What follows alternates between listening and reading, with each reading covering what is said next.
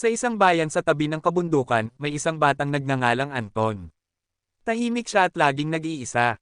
Si Anton ay laging binubuli ng mga kaklase niya dahil sa pagiging kakaiba niya, hindi siya tulad ng iba, mahilig siya sa pagbabasa ng mga libro tungkol sa mahika at mga engkanto. Isang araw, habang pauwi si Anton mula sa eskwelahan, sinalubong siya ng tatlong bully, sina Jomar, Vic, at Nando. Anong dala mo dyan, ha? Libro na naman. Pabirong tanong ni Jomar sabay agaw sa libro ni Anton. Ano bang mapapala mo dyan sa mga kahibangang binabasa mo?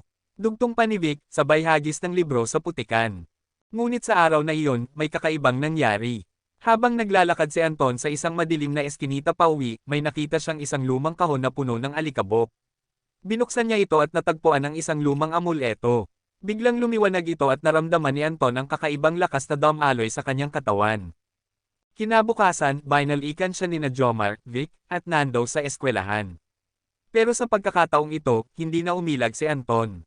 Sa halip, tinitigan niya ang tatlo ng matalim at biglang kumislap ang kanyang mga mata. Hindi niyo na ako pwede pang takutin, sabi ni Anton na may kakaibang boses. Nagtawanan pa ang tatlo, pero biglang nagbago ang kanilang mga mukha nang magsimulang lumutang si Anton sa ere. Lumabas ang mga anino mula sa likuran ni Anton at hinigop ang tatlong bully. Sa loob ng anino, nakakita sila ng kanilang mga pinakatakot na bangungot, naghihiyawan sila at nagsisigaw para humingi ng tulong. Patawarin mo kami, Anton. Iyak ni Nando habang sinusubukang kumawala. Pero sa mundo ng anino, walang makaririnig sa kanilang mga hiyaw. Hindi ko gusto ang paghihiganti, pero kailangan nyo matutunan ang inyong leksyon, sagot ni Anton habang palakas ng palakas ang kanyang kapangyarihan.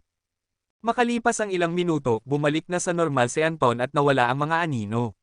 Nagtatakbuhan sina Jomar, Vic, at Nando na takot at hindi na muli pang nanggulo kay Anton. Ngayon, sa bawat sulok ng eskwelahan, binibigyan siya ng respeto ng kanyang mga kaklase.